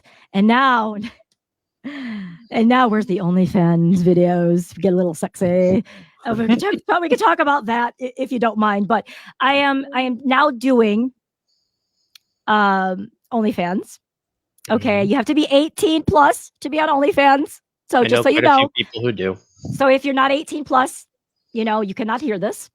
And I do go topless, and it's a lot of fun. I'm not XXX. No, I'm more like Betty Page. It's erotica. It's the art of tease, and it is so much fun. Yeah. So I feel like there's a taboo. There's a big taboo out there with OnlyFans. I mean, yeah. Enlighten us, because a lot of people assume that yes, there is OnlyFans is you're selling your body and soul. No. Okay. Let me explain. OnlyFans. Okay, there is a lot of. Can I just say it? There's a lot of porn on OnlyFans. There's a lot of what do people say? Smut? Is it smut?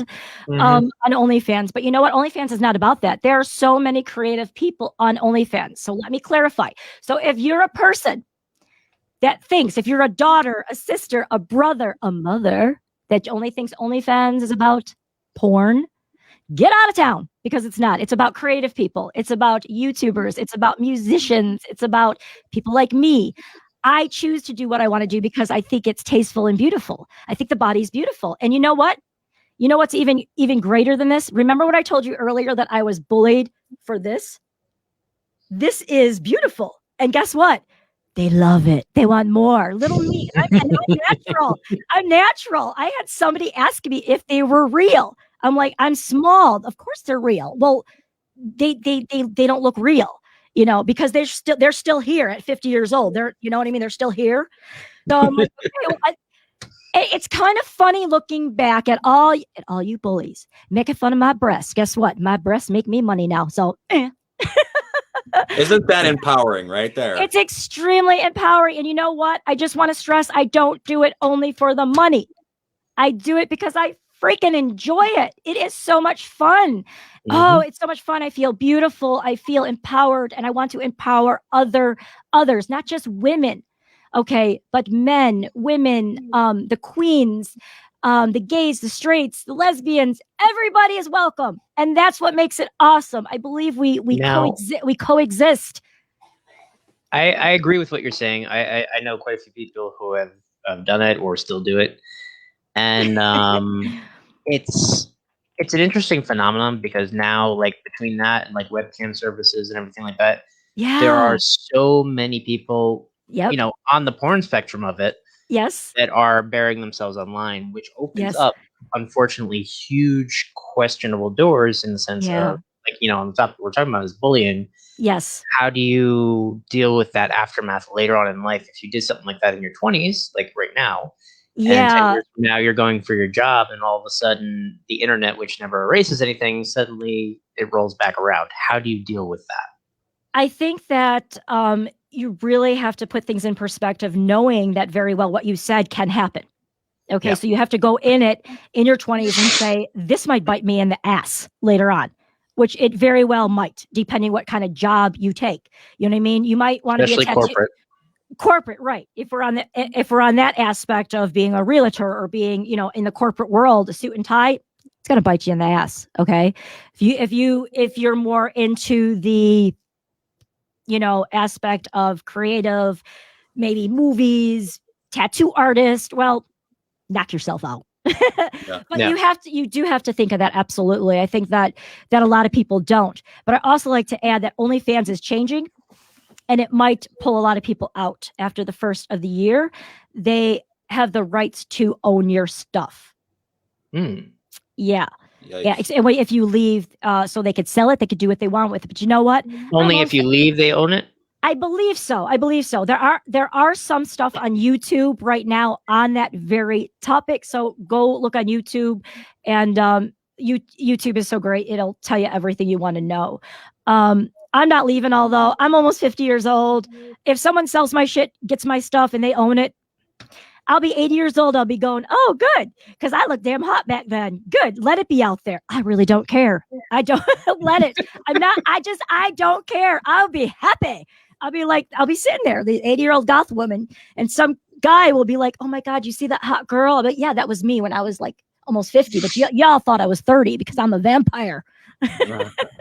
Yeah. To go back on what you were saying just a minute ago, with putting stuff out there, and really what Stefan was saying, when you put yourself out there years later, all creatives kind of have already been doing this. Yes. Like, for example, this podcast in itself, some of the bite us in the ass so hard every time we open our mouth. Sometimes the stuff we say, that's true. If I ran for office, people would be going through each of these podcasts and saying, what did Charles say? And what was his views back then? And I've said some questionable stuff, but at the same time, what I would tell any creative is to do your research and to really think about what you're going to do. Right. So if you're going to go out there and you're going to pose topless, listen, embrace it and do what you want to do, but think about it first. Right. That's true. Very true.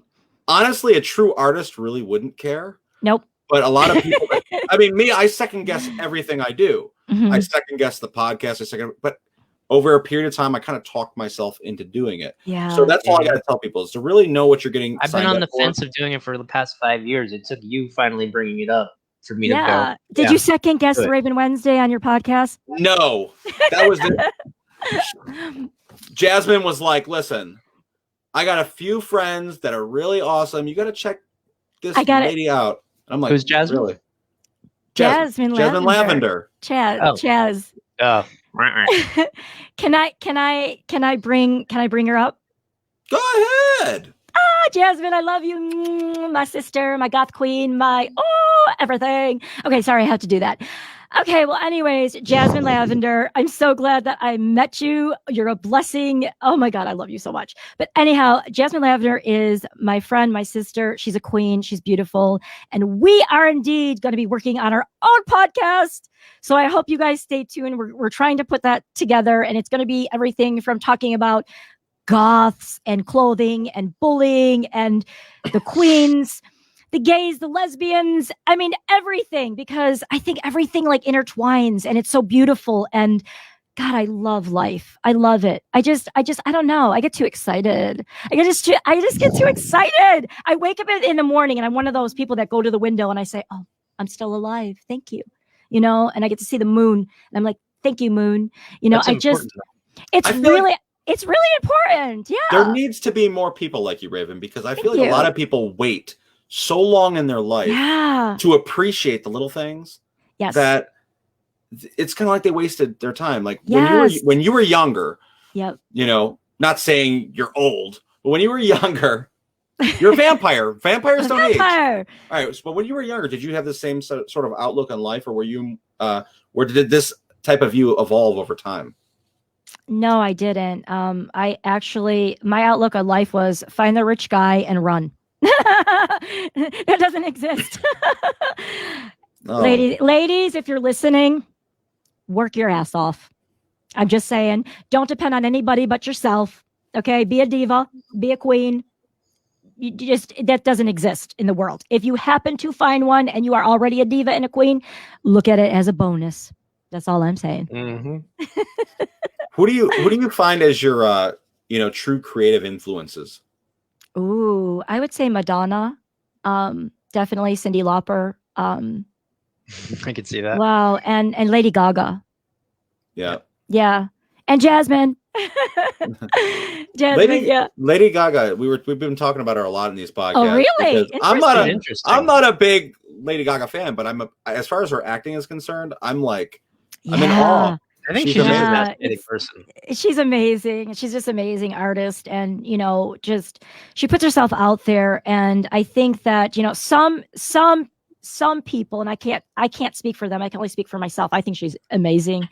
And she's amazing because she is like a lot like myself, where I live outside the box, where people always go, oh my God, what if somebody, like even family of mine, and I know they're watching, they're like, oh my gosh, what if somebody sees you?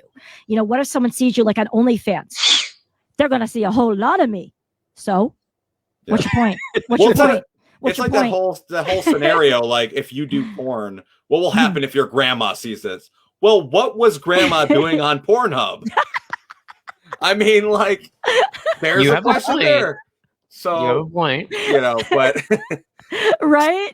Oh my God. I mean, if you have like a young teenage boy, you might want to reconsider the time that you choose to do it, because he may find it on the computer. I have thought of that, with my kids, but I'm very spoken, and I told them, I said, mommy is my older ones, not my young ones, like that, they're not of age, but my older children, I let know. My mother knows, God bless her heart, man. She's 79 and she's awesome. She's like, you just go get them. If you're making money and you're having fun, that's all that matters. And I think that that's the key to anything of happiness. Do what you love. Don't always put money first. Put your freaking heart first, and that will follow. Look at money as a bonus. Follow your dreams because it's a passion. Follow a passion because it comes within your heart and soul. Yes. I like it. To add to that point, I that was a personal statement you just hit with me home.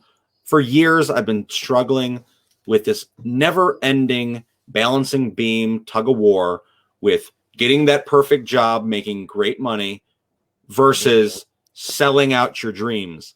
Just recently, within the last few weeks, I had this internal struggle because I was offered a great opportunity, making double what I was making. However, even the other artists gave him bad advice to stay. And even doing such a thing would definitely challenge me from continuing my passions and this podcast alone, as well as many other creative endeavors. So it's sometimes you got to find what's happiness to you.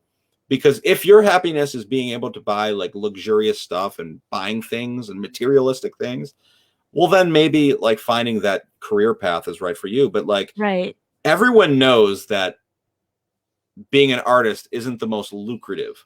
Right. It is a hustle forever. It's a hustle. Yeah. You don't choose this because of the financial. Yeah.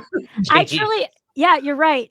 Stefan and Charles, I just want to say something that I like. This is a personal thing, although you might agree or disagree. But I truly believe when you're creative, it like, please don't tell me I'm just having brain fog right now. I'm almost 50. I believe, I'm on that path right now. I believe that it finds you almost. You know what I mean? And I always say this to everybody. I can't take it with you. Like when people are so money hungry and they lead with money and not their heart, you are missing out. You are missing out on a passion and a dream, and I've noticed that when you follow your passion and dream, you're happy. There's no stress, and you're like floating on air, and it's just like, I don't know. It is wonderful. You can't take it with you. You can't take it with you. True.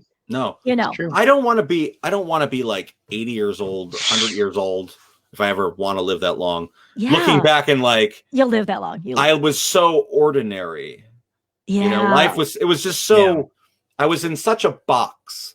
Yeah. That would I freak get me annoyed out. at myself for letting 24 hours go by without Yeah. doing something at least moderately productive, because I feel like I had 24 hours of time as a capable human being to do something and to accomplish something. And what did I do? I sat on the couch. Oh, you're wasting the days and the years away. Do you know what? Stop thinking about it and just do it. Yeah. Stop thinking about it and just do it, because life is so short. You know, that's why I'm doing OnlyFans, because I love it. It makes me feel beautiful. I inspire. And so it's not for everybody. It is not for everybody. No. So if it's not for you, don't watch. You know, look away. Okay. I love it. And I think it's beautiful. But I think a lot of people in general, again, I'm only speaking for myself here, but I think that do what you love because it's a passion. And if I could give any advice to anybody out there, don't lead with money, lead with your heart, because money will follow, and look at it as a bonus, because it's just, I mean, be like Betty White. You know why she's living love so, that lady. and actually that's another person I look up to, by the way, but I just forgot. Betty White is just incredible. And you know why she's living so long and she's stress-free? Because she's happy and she does what she loves. You don't have to explain to anybody if you're doing what you love. There's no explanation necessary. Exactly. Just do it. Just do it. It's so easy. It is so easy and freeing, because you know how many times like someone would ask me like, hey, you know, are you making money doing these projects? Or, why are you doing this? And I found myself many times doing exactly what you said not to do. Yep. I found myself explaining, well, I meet people and, it's fun and it's like a hobby. And I'm thinking to myself, wait a minute, this is my life. I still find myself doing that from time to time. I don't need to explain. I'm having the time of my life. And let me tell you something. Yeah. Being an artist, being creative has been the highlight of my life. Yes. I've met so many creative people from across the world that I never would have had the opportunity of meeting if it wasn't for just doing what I love to do. It's amazing. It's that by itself, what you just said, is so powerful. And I think that if anybody could take this from this podcast, just that alone is huge, and it's just so inspiring too, the Charles. experiences it really that is. we get by doing this sort of stuff, like the stories that we can tell that people like, you did that? Like, mm-hmm. I mean, I'm not gonna lie, it kind of feels good. It's good bragging rights. If exactly, Stefan, exactly. If I could say something that's very true to what Charles said, I wouldn't be here today on your podcast. By what you said about meeting very talented people and meeting people that are like outside the box, they're creative, that are artistic, that are just wonderful and beautiful on the inside out.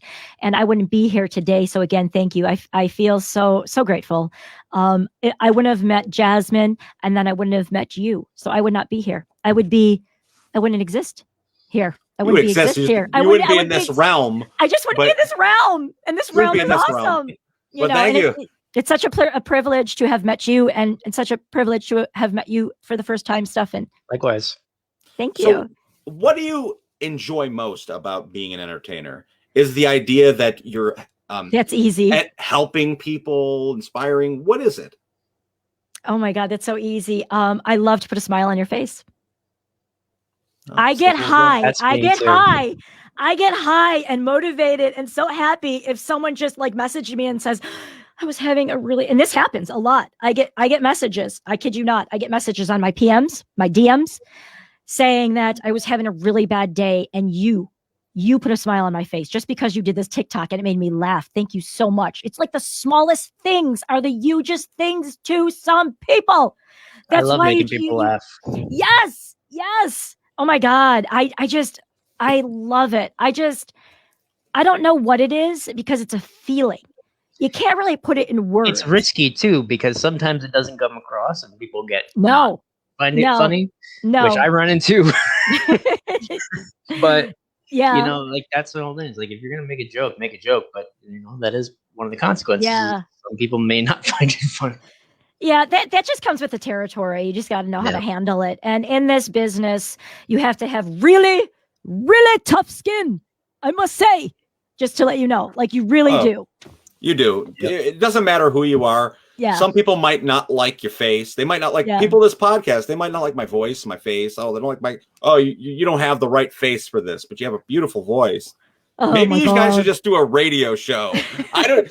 There's somebody out there. Like, oh, you have a really good voice for radio. I'm like, oh my gosh, Jasmine has a really good voice for radio. Oh, he does. You don't know how many times. Listen, little talk about Jasmine.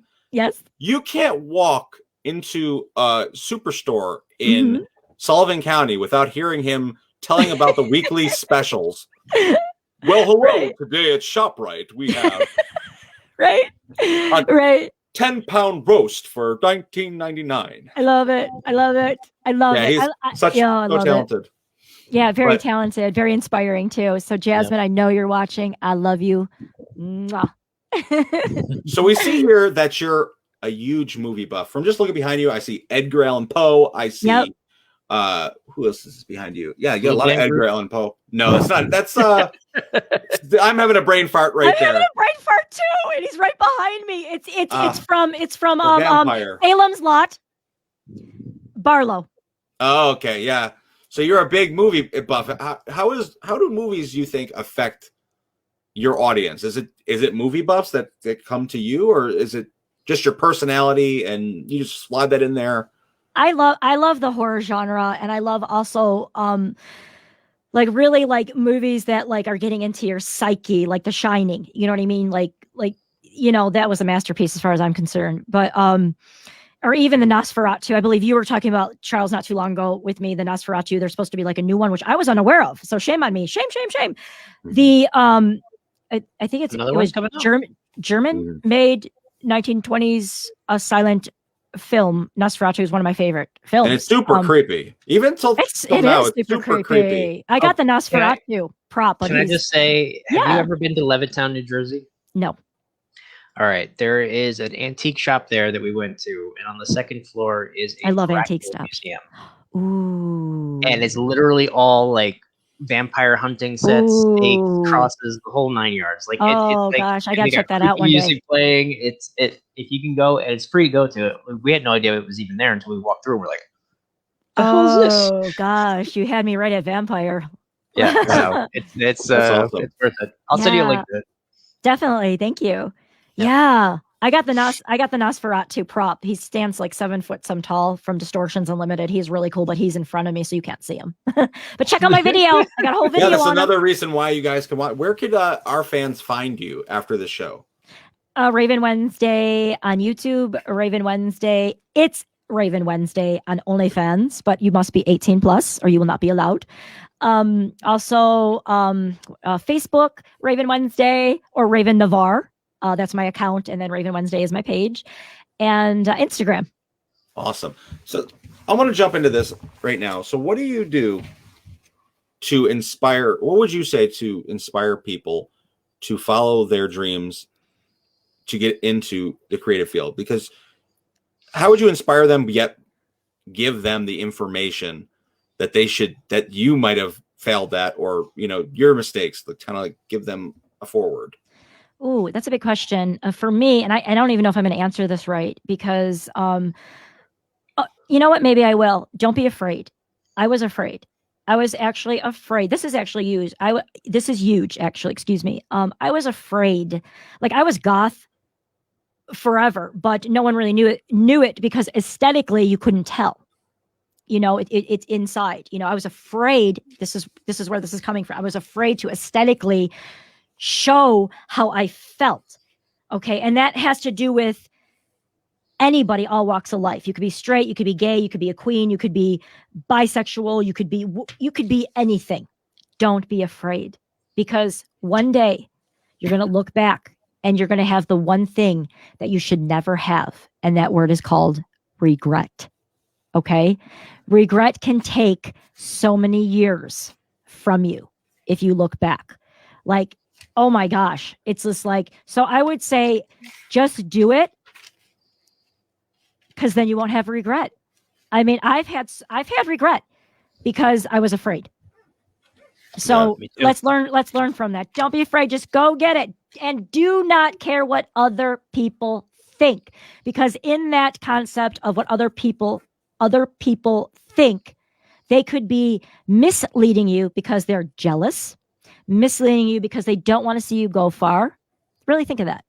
I've crossed that before. Or they you want to can't help. Mhm. Yep. It's just you really you also have to be in that circle of positivity, of circle of friends that will help you, uplift you, take you places, okay? Which is huge. Okay, our brothers, our sisters, I call my brothers, my sisters, let's build each other up, not bring us down. Build each other up. And that's the people you want to associate with your family, with your goth family, your social media family, with your friends. Your circle must always remain positive. Sorry about that. That was a little loud. No. That's definitely. Positive. I'm just getting into it. It's just, really, you want to associate with positivity. Negativity will bring you down. Negativity will not make you succeed. It will push you down. It will take you down. So you want to be in an inner circle of friends that bring you up, that lift you up, that say, you know what? I just got this better job. You want to be with someone that says, damn, that's awesome. You go, girl. You go, man. You know what I mean? You want to be around people that lift you up. It's so important in life, especially in 2021, especially. Oh yeah. I cannot agree with you more, because Mm-hmm. the thing is, you need positive people in your life, but you also need to differentiate the people that are there in your best interest. Because a lot of times, right. I've been That's saying true. this probably podcast after podcast. Not everybody that's in your circles for your best interest. Sometimes that is true. you assume that certain friends and family or people, maybe you thought they were friends, Yeah, that's true. they really want the best for you. And a lot of times you realize you guys aren't on the same page. Yeah. So it's important for you to know like your goals and interests, and see how it goes. And a lot of times you take advice. Yeah. I've taken so much advice Me too. from friends and family or people who thought the best for me. Yeah. I think we've all been there. And it really wasn't in my and best I still interest. feel the urge a lot of times to go ask that advice, to seek that help Yes. myself, Yes. because of all that Guilty. stuff of the self-esteem. And Yeah. I look back though, and at some of the decisions that I made strictly because of the advice that I was given, Yeah. like education-wise. And I look back at it and go, like, if I had just gone with what my gut said, I would have saved $40,000. Yes. What you just said is huge. So anybody that's watching, follow your gut. I can't agree with you more, Stefan, than that, because I think that like when you like seek out and ask people, that even if they are for your best interest, like they might not be for your best interest, I think that's what we were discussing. This here. was in this case. I mean, it definitely was. So. You know what? I like to use myself as an example if I could, and I don't mean to bring up OnlyFans again. But you know what? I didn't care what anybody said. It was my decision. Only me. I looked in the mirror. I said, girl, you're going to do OnlyFans. And then the girl said, really? Really, Raven? I said, yes, Raven, I'm going to do that. Okay, you go do it. And I did it. And I did it myself. And I think it was more empowering that I gave myself permission to do it. I did it myself. I feel like, I don't know. I feel good. I feel good. I didn't ask permission. I just took it and ran with it. So you seem like a type of woman that knows what you want out of life at this point of your life. It took so long. Awesome. Hello. Yeah. And what type of environment? What type of environments would you find yourself most uncomfortable? And this is a personal question because you're an inner goth, you're an outspoken, you have Stefan's not gonna like this. No, this is entirely no. I don't know. Well, maybe in like the corporate world, that's not my thing. You know what I mean? I hate the corporate world. Oh, you do? Okay. Oh, I love you. If we're sitting, don't take me to a 5-star restaurant. Do not take me to a 5-star hotel. I don't do hotels although either. I worry about bed bugs, but I'm sorry I had to go there.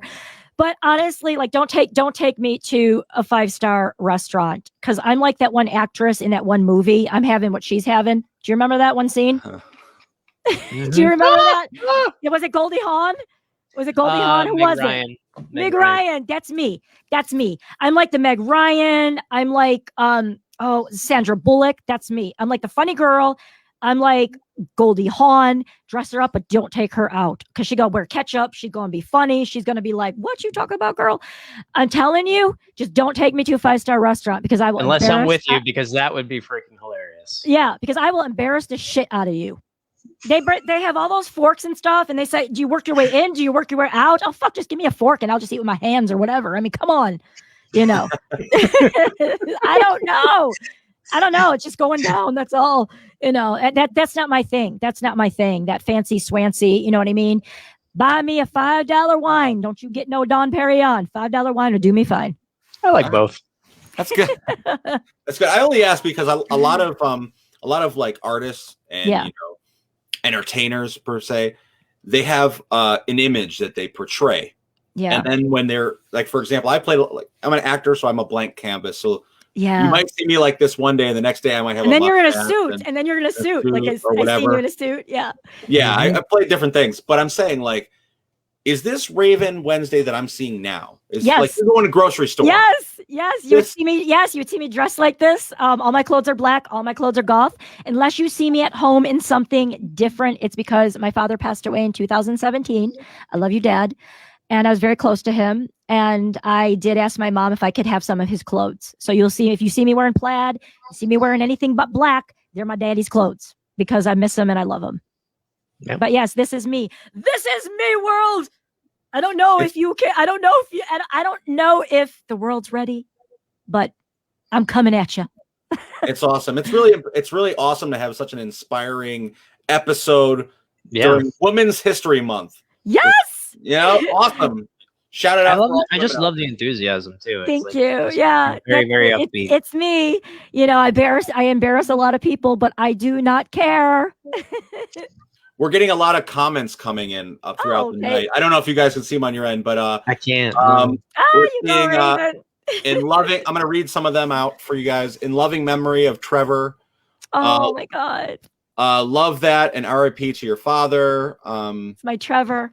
Somebody, Goldie Moore saying, "Aw, That's my Trevor. My Trevor. Can I just really quick? go ahead." Trevor, I met. It was very short lived. But we had a very spiritual connection. Oh my God, it was just like incredible, like so incredible. We felt each other like from miles away. He lived in the UK. I lived here. We got a matching tattoo even together. Wow. Yeah, Wow. yep. And he passed away a very sudden, like about 4 or 5 months ago, for a brain aneurysm, and it was very unexpected. And I have not been the same since. Like that is the one thing that has really pushed me over the edge. And the one thing that also kept me going, because he is telling me, go Raven, go, knock him dead, show those titties, show those boobies, do what you got to do, and just do it because you love it. That's And what it's- he's saying. What you're saying is super inspiring if you think about it in a sense that you have had such a connection, almost in a sense, a kindred spirit Yes, from very much so, another yes. continent over there in Europe. Yep. Here we are in the United States. Yeah. And it really speaks to people who are Yep. being bullied, going back to Yep. that conversation, Yeah, who feel yes, like yes, they yes. have nobody. Yes. You Yes. can find somebody, Yes. you know, it's like a double-ended sword. We talk about cyberbullying, Yep. yet there is people all over the world Yeah. that you can connect with. You Yep. just got to find what makes you happy, and those people will follow, the people with Yes. like interest, Yep. you know. That's That really is awesome. Yeah, Charles, that's actually a really good point that you made. That's really huge because that's where social media becomes really a lot of fun. You know what I mean? Because they do have those groups, like, you know, your movie buffs, your alternative, your goth community, your gay community, your whatever it is, the queens, whatever. I love my queens. Sorry, I bring them up a lot. I love my queens. But yeah, you just got to, you know, go and seek and you shall find. There's no reason why you can't. And if you need help, it's out there. Social media is such a beautiful thing, but it can be a dangerous thing too. So we gotta, you know what I mean? And there is, not to bring up, box, good and not- bad. yes, good and bad, but you have to, not to bring up bullying again, but I must. You are not alone. I just want to say that if anybody's being bullied on a serious note, this is Raven being serious. There are hotlines. There are people, there are friends, there are family that can help. Always reach out to me. I'm telling you to. If I don't religiously always check my messages, but I always do check them. Wait, that did not make sense. If someone hits me up in a message, I might be eating, I might be sleeping, but you damn well better believe I will see it and eventually get to it. Okay.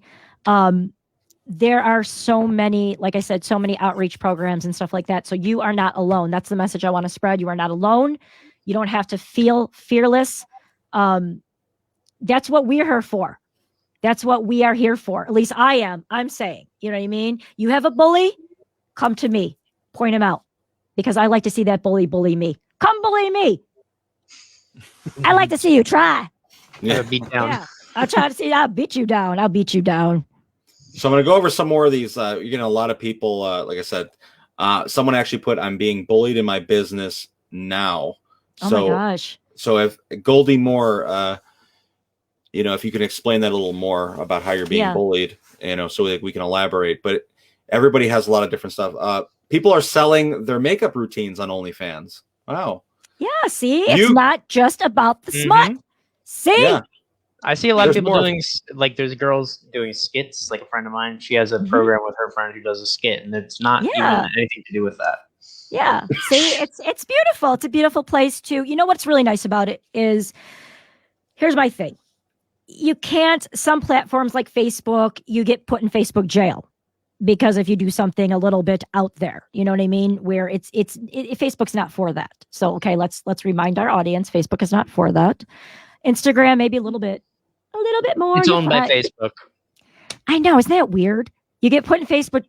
You will be put in Facebook jail for doing the same thing on Instagram, but it's allowed on Instagram, or vice versa. It won't be allowed on Instagram, but you go to OnlyFans and see it all.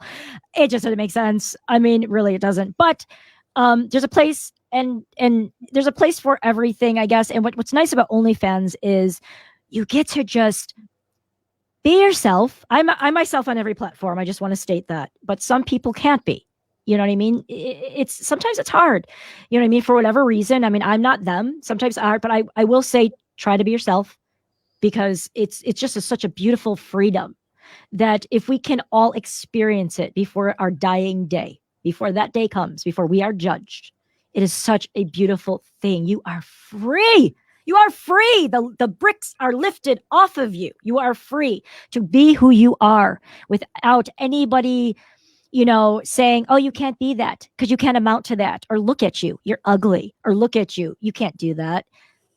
Yes, I can. And I will. You know what I mean? Like, we need to uplift each other. We need to just stop and just uplift each other and just be positive and just keep at it. Because there could be a youngster that could be even the president of the United States, but because he was bullied or shut down, now he's not going to be. Just think of that. Because of your words. The words you say are so freaking powerful. So watch what comes out of your mouth, because it can hurt and destroy somebody. Remember that. More so than a physical one. Yeah. Yep. I totally agree. Yeah. Got to be watch what you say, people. And we've been saying it for the night. Step in. The major, I think, one of the main things, one of the most important, we've talked about a lot of important topics, but the main thing really is when we talked about the statistic of how half of bullying stops when someone intervenes. I heard you say that earlier, and I agree. So I agree. Yeah, when that's known that you could have done something, and we kind of, like I said, we've all turned our blind eye to it. I've admitted to it. Me too. I'm reiterating it because it's such a powerful thing that we could actually change. And like I said, with these social media platforms, if you see something that's not supposed to be up, you have a right to block it and take it down. This is true. Yeah. And I see it all the time. And you know how many times I didn't catch something, and thank God I had a close friend or an ally of mine who said, listen, somebody posted some ridiculous pictures that I know you don't want up. Oh my gosh. They're slanderous information about your business. Yes. And it's all hate. Like, Raven, you have to know as well as Stefan and I, we're in the public eye somewhat. People, you're going to have haters out there no matter what, who will just randomly press a dislike. Oh For yeah, no I get it on reason. YouTube all the time. You know what I say? On Facebook, I have a guy from Bangladesh. I get one every time I post a video, and I know it's the same person, and I laugh. I'm like, do these people know that a thumbs down still counts as credit? I love you, haters. I freaking love you. It's just crazy, but there are people out there that Yeah. that's what they live for, and Yeah, it's a shame. And that, to me, it's a form of bullying in itself. it is. It It really is. is. And It you know is what? not- Because you It's know not- that you have the power to knock someone's rating down so far just from a single. By giving somebody a 4-star when everybody else gives you a 5-star, that takes over a year to get rid of that crap. I know. Yes, this is very, very true. Yeah. And some people just do, a lot of people, not just some, do false, what you're just talking about, false Yeah. stuff. And it can hurt your credibility so bad. And it's not right. It's not fair. It's not right. And you're right. Yeah. It takes a long time to get that back. Yeah, it's to me, it's a form of bullying, and people in the business eye. I just like I said, Yeah. Goldie just wrote that about her business, and I can relate as far as business bullying. Yeah. People that might not like you personally, like, Right. hey, I have a strong personality and I have strong views. You Yeah. don't like me personally, you give me a bad review and you write horrible things about my film festival or Yeah. a book I wrote or whatever I've done. Yeah. That to me is a form of bullying, It in my is. opinion. In No, my I opinion. agree. Yeah. I agree. know. I agree. Because they're just doing it to do it. Yeah. Yeah. There's no purpose. It's It's a bullying. power high. Yeah, exactly. Yeah. Exactly. Where do you see yourself in the far future? Maybe not even the far future, the near future of 2021. We want to leave this on a high note here. I don't know. I don't know. I'm just having a really good time, and I just want to keep on, creating content. You know what? I really don't know. I have a dream, although that I can share with you that will never happen. But Never say never. But never say never. Get to that in a minute. Never say never. Okay, don't laugh. You ready? I always wanted to be in a music video. Why is that so one. funny? No, I feel like I could tell you in like a minute probably how you can make that happen. really. Yeah, I mean, like, number one, there's so many casting calls on like Oh, networks. really?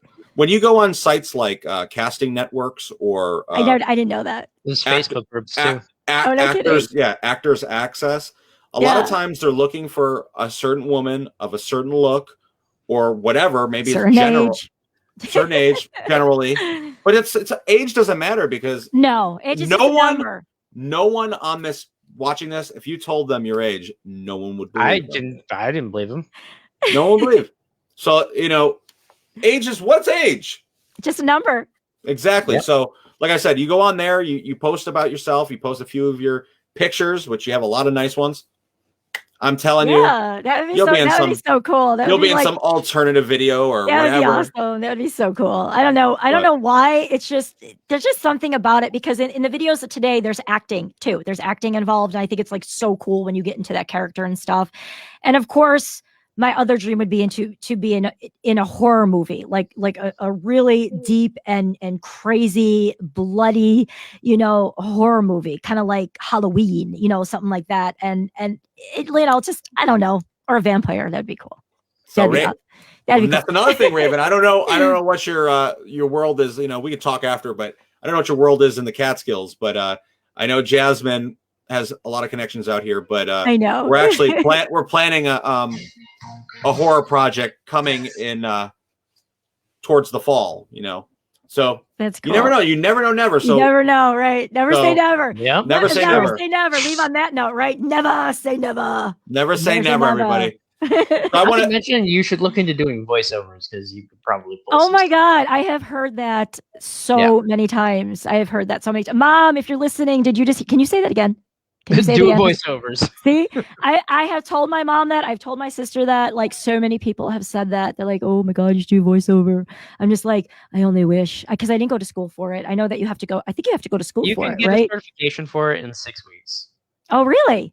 Yeah, you can go to a community college to do it if you want. No kidding. Yeah, I would love to do that. That actually was one of my dreams. Actually, to do to be a voiceover artist. And honestly, the way colleges are nowadays, I really don't think you even have to go. Just learn it on YouTube. That would be so cool. That just, I don't know what it is. I love the microphone. I told Jasmine this, which might seem a little bit weird to our viewers, but I'm like in love with the microphone. I don't know what it is about it, but I love it. Isn't that weird? No, I'm it's sure you can great. find a genre. I love it. I love it. I love the camera. I feel like when I do work, like even on OnlyFans, I feel like it's not a camera that I'm looking at. It's just, I don't know. I like take myself to a whole new level. You know what I mean? And it's like, it's not, the lens becomes my lover almost. Like, you know what I mean? Is that weird? No, No, not at all. It's We're actually, talking to you know two what? filmmakers.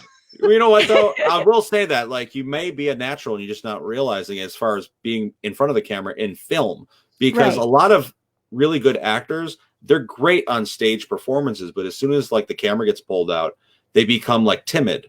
And Okay. I'm not gonna lie, like when I have Yeah. like, it's really funny because a lot of like the technical aspects of creating a film, Yeah. they're not as far as like the artistic as far as the performance. A lot of times they're Right. not. So when you're like giving them your heart and soul, and Yeah. you're looking at this just the lens, at the Yeah. end of it, you're expecting a reaction like I just gave the performance of my life, My life, right? and the cameraman's like, Cut. was that it? He's right there. Stefan is the son of a bitch right there, Stefan.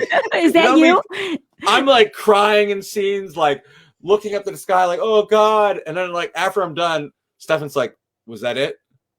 Are you fucking kidding me? I didn't even realize that was bothering you. Oh my No, gosh, come but on.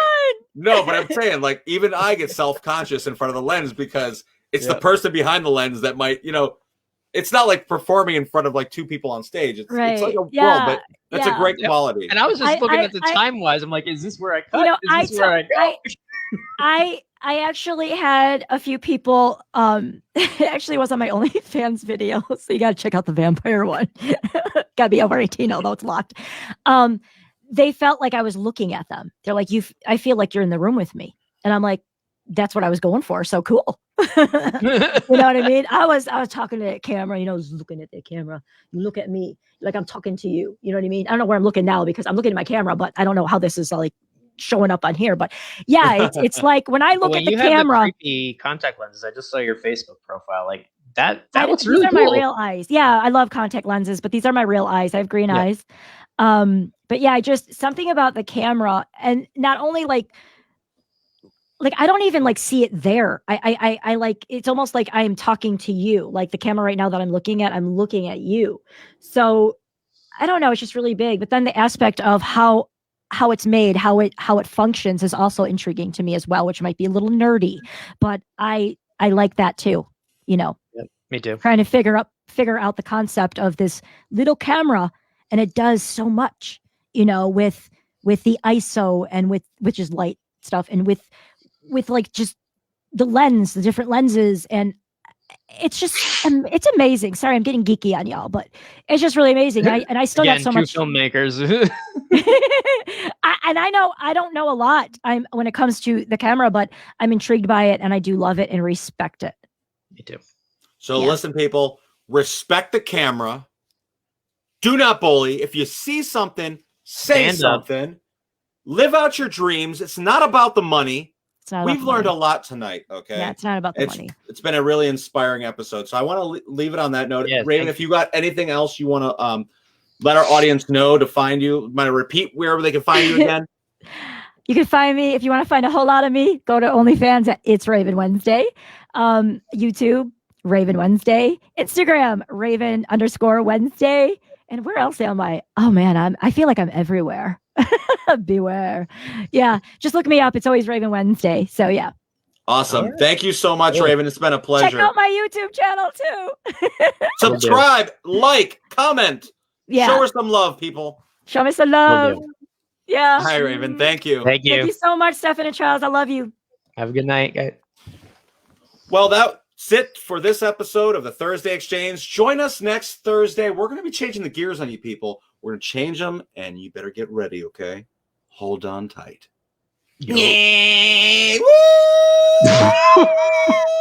That's me.